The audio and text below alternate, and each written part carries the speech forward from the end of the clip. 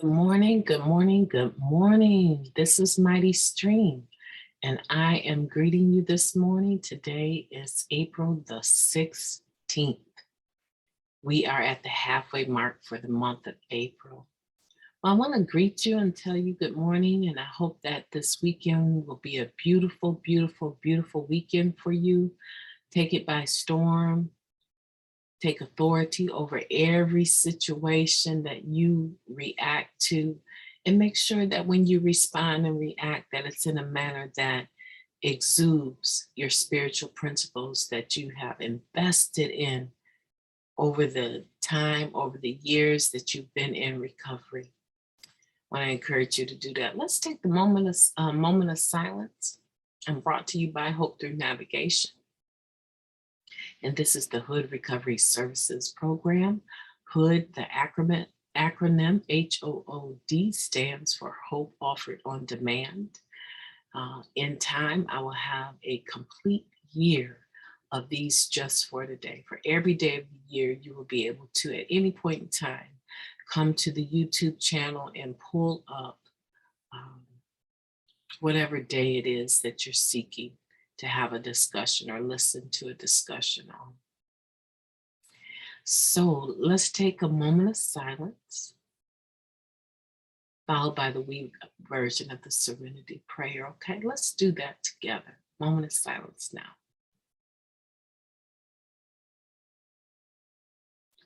Thank you.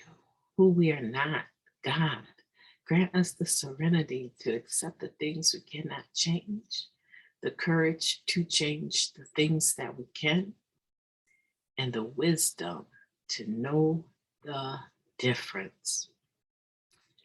Wow, just for today, thank you. Please and thank you, right? Okay, you can reach me at Recovery of Hope 21 at gmail.com. If you like to engage me, that's how you would do it. Let's go ahead and get into the reading. I saw a peek of it, and I know that it sounds interesting. All right, April 16th, acting as if. Today we seek solutions, not problems. We try what we have learned on an experimental basis. Basic text, page 58. I like that. Today we seek solutions, not problems. We try what we have learned on an experimental basis. I like that word experiment. Let's see what it says. The first time we heard that we should act as if, many of us exclaimed, but that's not honest. I thought we were always supposed to be honest about our feelings in Narcotics Anonymous. Perhaps we can reflect on when we first came into the program. We may have believed in God, but we prayed anyway. Or maybe we weren't sure the program would work for us, but we kept coming to meetings regardless of what we thought. The same applies as we progress in recovery. We may be terrified of crowds, but if we act confidently and extend our hand, we'll not only feel better about ourselves, we'll feel that we are no longer so afraid of large gatherings. Each action we take in this vein brings us closer to becoming the people we were meant to be. Each positive change we make builds our self-esteem. Through acting differently, we will realize that we are beginning to think differently. We are living ourselves into right thinking by acting as if. Just for today, I will take the opportunity to act as if I can accept a situation I used to run from. Oh, there's so much to unpack in that reading. And it's one of those ideals or beliefs or recommendations that not everyone is going to agree with. And it admits that at the beginning. It said, we thought that we were supposed to be honest about our feelings in recovery. So why should we act as if, basically, right? Well, from the angle that practice makes perfect, that is the angle that this Just for Today is being presented. That if you believe that you cannot, you probably will not. If, however, you have some faith, or let's say for the sake of the program, Hope Through Navigation, if you have some hope that you can, you're more likely to accomplish that thing. It used an example of big crowds. A lot of people used to be terrified of big crowds, but by going to meetings and different events, we learn how to become adjusted to it. The shock and the fear lessen over time. And I do believe that is a very valuable principle.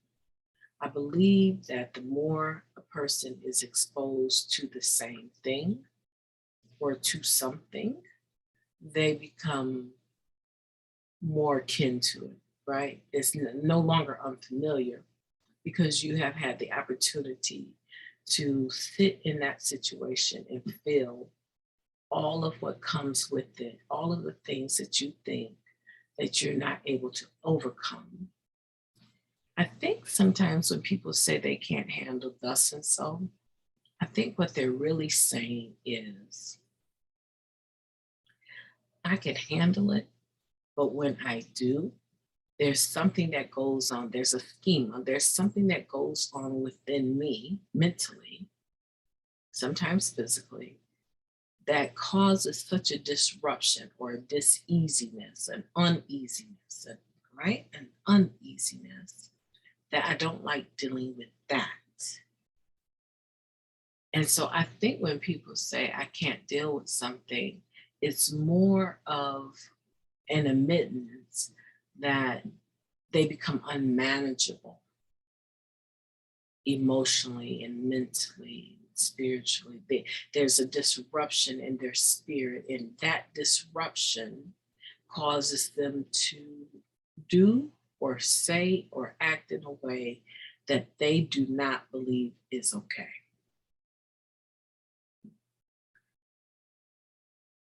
And so I wonder if it's more about our coping skills when we say, oh, I don't do such and such. I was having a conversation with a friend.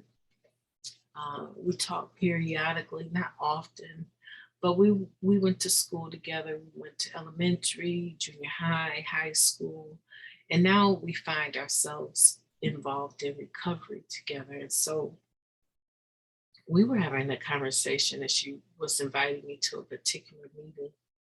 And all I could remember, she said, oh, you don't make that meeting. That's probably not an option. I said, oh, I've been to that meeting. But that meeting has a service dog. Someone comes with a service dog, is what I remember.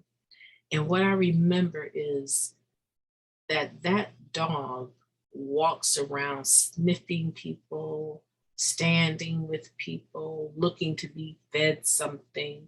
This dog is a disturbance because the dog is not with its owner during the meeting. And so what I remember is that I thought to myself, I didn't come here to interact with a dog. And, I said, until I got a sponsee that had a service dog, I just would prefer for dogs not to even be in a building during a meeting. So I had that line of thinking until I encountered it a little bit more closely, and I saw how important having her service dog was and how it made life more doable for her. And so, and I love dogs, love animals, but I don't love what I perceive as dirty dogs. I don't like it when they're not trained, right? They don't know their place, and apparently their owner doesn't know their place, right? So I like animals that have been trained and know where they need to position themselves in accordance with their owner. But I love dogs. My family has trained dogs. We've had so many dogs. We love watching dog shows. So it's not that I don't like dogs. I do. But I don't like dirty dogs and I don't like misbehaving dogs. And so, but she knows the dog's name. Everyone that she knows interacts with the dog. And the dog itself is basically a welcome force with everyone that goes to that meeting on a regular basis. And I was wondering to myself, if I had kept going to that particular meeting rather than bucking, right? Because that's what it is. I bucked because I have a very high sense of, I won't say orderliness, but I have a very high sense of respecting the atmosphere of recovery. And so if I had continued to go to that meeting, I wonder if I would have adjusted, found a different way to cope with that particular animal in the meeting. I believe I would have. I think that most of the things that we are afraid of or run from have more to do with us not being okay with how we handle them, our coping skills. Like there's something deeply embedded in us that has become part of our DNA structure or our core value or our schemas, our way of thinking in such a way that when we interact with that thing, then we are then challenged. And because we don't want to address the challenge in a way where others can see it maybe, or it might get away from us, right? We might lose our temper. It might rub us so much the wrong way that we avoid it completely. And I don't think that that's the way to live our lives. You know, in Narcotics Anonymous, we are told that we have an opportunity to be happy, joyous, and free. Those three things divided by commas, right? So I have every reason to believe, I have every reason to believe that happy, joyous are similar, but two different things. And free. Because a lot of people can act like they're happy, but not have a single ounce of joy. Right? I believe that joy is something that is more spiritual than being happy. I think being happy is a moment in time. Being happy is a presence. But being joyful is something so internal, nobody can take it from you. Even when you're going through a storm, you may not be happy, you may be sad, but on the inside, your spirit can be filled with joy. Mm-hmm. Mm-hmm. You ever heard someone say that is a bittersweet situation? Imagine someone that you know living with cancer, stage 4, they're terminal, and you've watched them go through treatments, you've watched them deal with that agony of chemotherapy, and now they've gotten to the point where they're not being given any hope. And so there's no more treatments. They may be using a breathing apparatus to help them breathe. They may be on some pain medication to make the pain of the disease within their body more tolerable. There's been meetings that have been had with hospice that have allowed the family to know what to expect.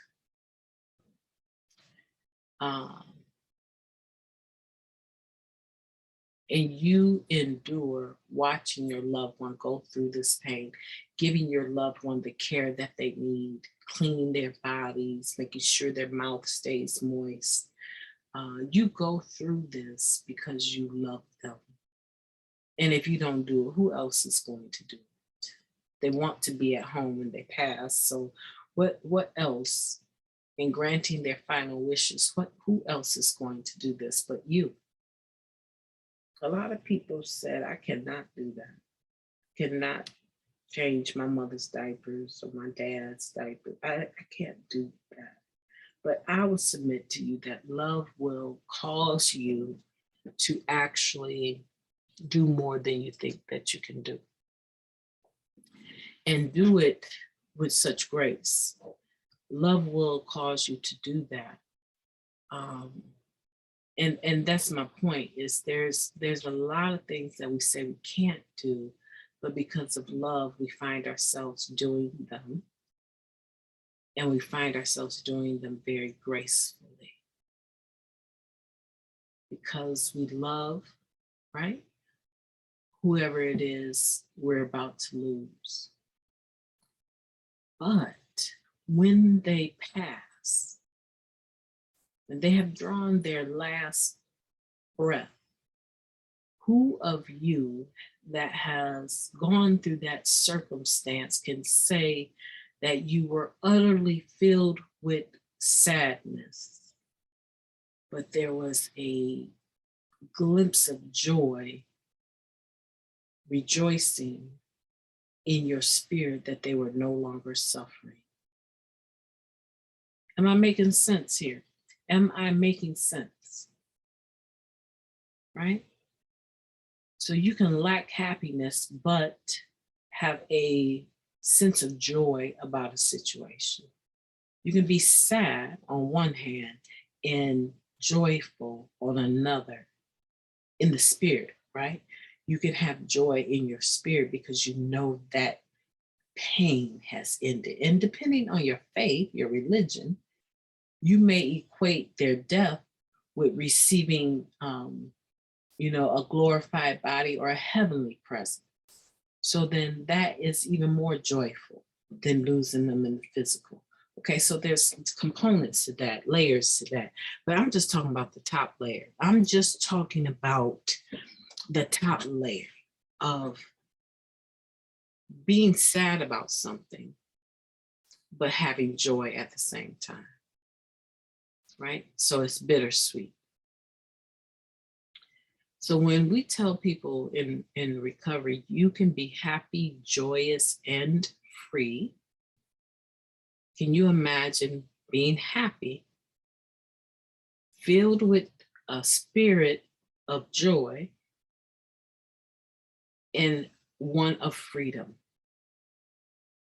Free to be yourself, free to come and move and do, free to make choices instead of having institutions make choices for you because of your criminal behavior, right? There's a level of freedom that comes as a result of these spiritual principles as well, as a result of working this. And one of the hardest things I have to do, I think sometimes, is watch people. I don't have no choice, right? Because I can't control another human being. But it's hard to watch people you love stay bitter about things that they have absolutely no control over the other person and their actions. They have control over how they respond.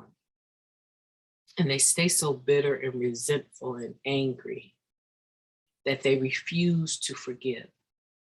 But here again, being resentful is about expecting the other person to drink poison and die. But it's you that's dying. It's you that has drank this poison because you are rescinding or resent, right? R-E-sent, resentment, resentment.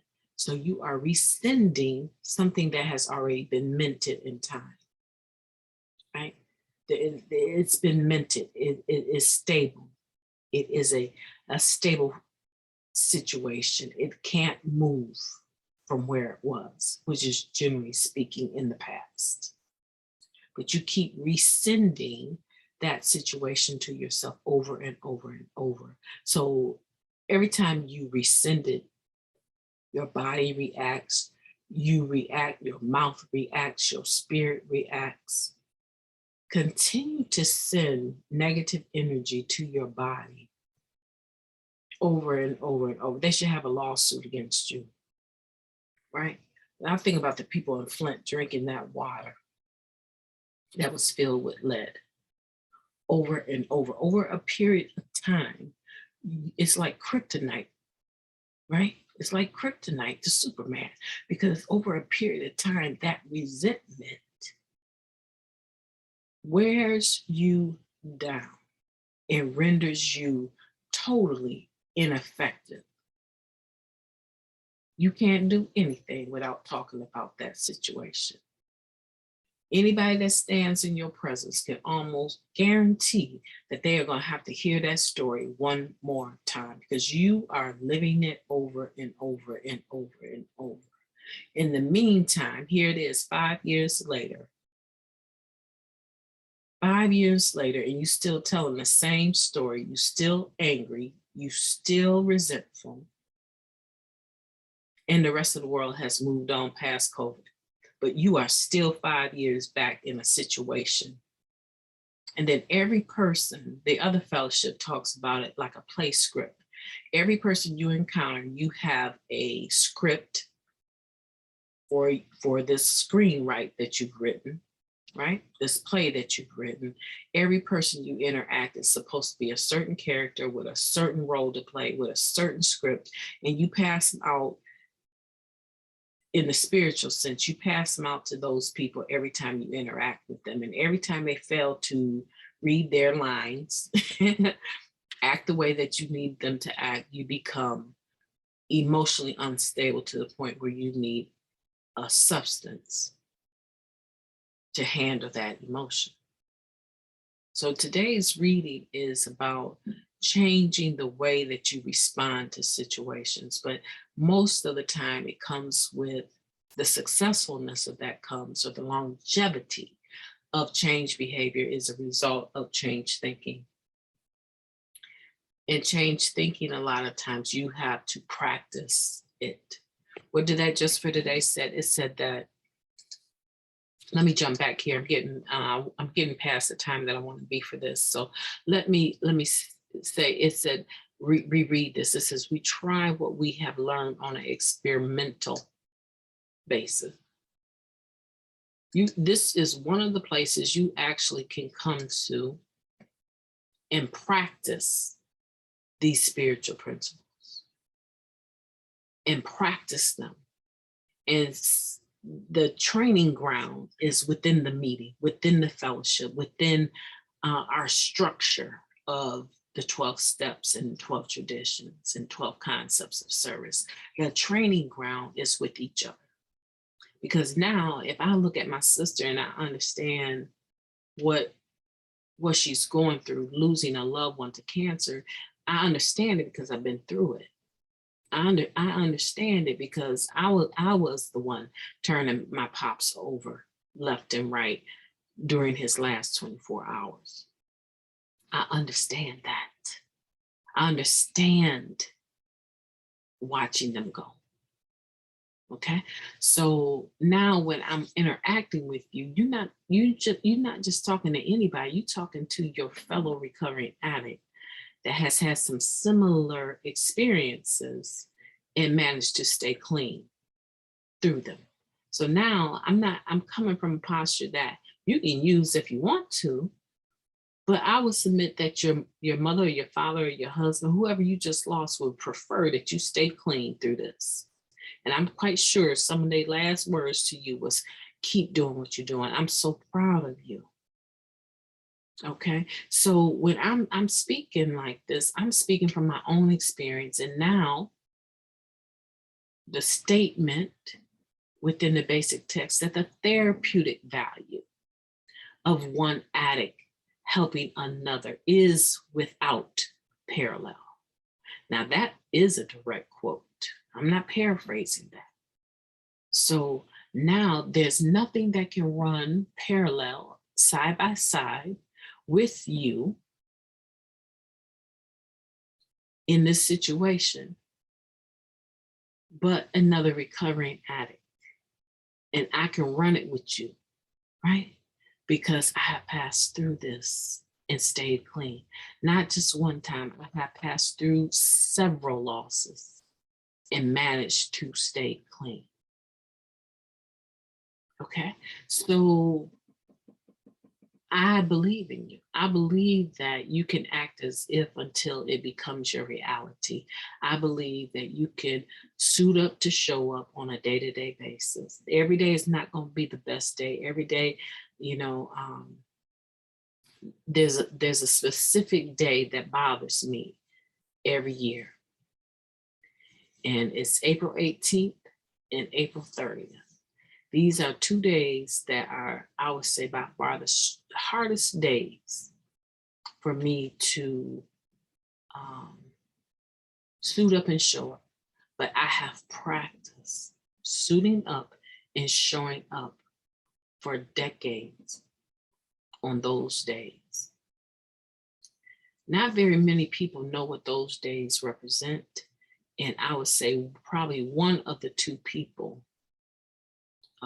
that would give me a card, right?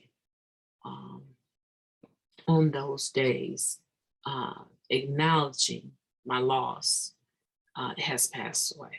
And I don't even talk about it, tell you the truth, anymore, because I think that sometimes I have to keep it 100. I'm decades out from the incident. I cannot continue to live like it just happened yesterday. Right? So some of you know that I was with a drug dealer when I was 16. Some of you know this, but some of you don't. I was with a drug dealer at the age of 16. He was 37. I was pregnated twice. I had 2 forced abortions back to back. The first one, I signed the paperwork on the 18th of April and lost my baby to this abortion on the 30th of April. You see?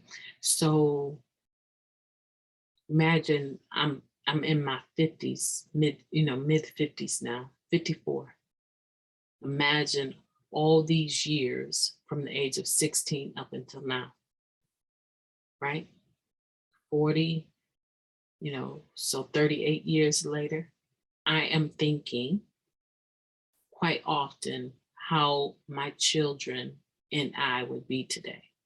I think quite often that they would be doctors by now, they would be married, and I would have grandchildren at this stage. These are things that I grieve regularly. I grieve. But it does not stop me from showing up in life. Right? We all have something that we are recovering from. And while I have other incidents that took place that were abusive before that, I would say by far the main reason I used every day from 16 on up until I got to this program at 23. I would say I got here at 25, right? So from 16 to 25, using every day to cope with those losses. And then when I found out that I could not only be happy, I could be joyous and free, I had to act as if until I could get myself there. And a lot of times it was just showing up at meetings, even when I didn't want to be at a meeting. It was calling my sponsor, even when I didn't want to hear nothing she had to say, because this was going to just be one of them days that I was going to have to listen to her run her mouth about what I needed to be doing, and she wasn't doing it herself, right? So, but I didn't ask her to let me sponsor her. I asked her to sponsor me. So I had to endure those interactions. Right? So I just want to encourage you today and remind you that practice makes perfect. And I believe in you. I want you to get up and take this day. Take this day. Do something that you've told yourself you could not do. Start reintroducing those things that disabled you back into your life. Start warming your spirit up to those situations and seeing the part that you played in them, and let go of the resentment. I told a friend of mine the other day, I said, I don't know what to do. I don't know what you need to do, but this is what I think. Girl, I will go buy me a helium balloon for each of those situations and each of those people. Get you a car full of helium balloons with ribbons on them, white ribbon. And I will go to the park that has the biggest clearance, because the last thing you want is for a tree to catch your white balloon. I would take a black marker and I would write all over that marker all of the situations that you need to let go of. And I would pray over each one, bless each one, and let it go and be done. Then I would just journal about that experience, and I would not revisit that, because it's disabled you too much. You can barely walk. You got arthritis, full of resentment and anger. And I believe that once you start living the spiritual principles, you will be free. And I believe that for you today. I want you to take this day by storm. My name is MightyStream, and you can reach me at recoveryofhope21@gmail.com. I look forward to hearing from you. Have a beautiful weekend.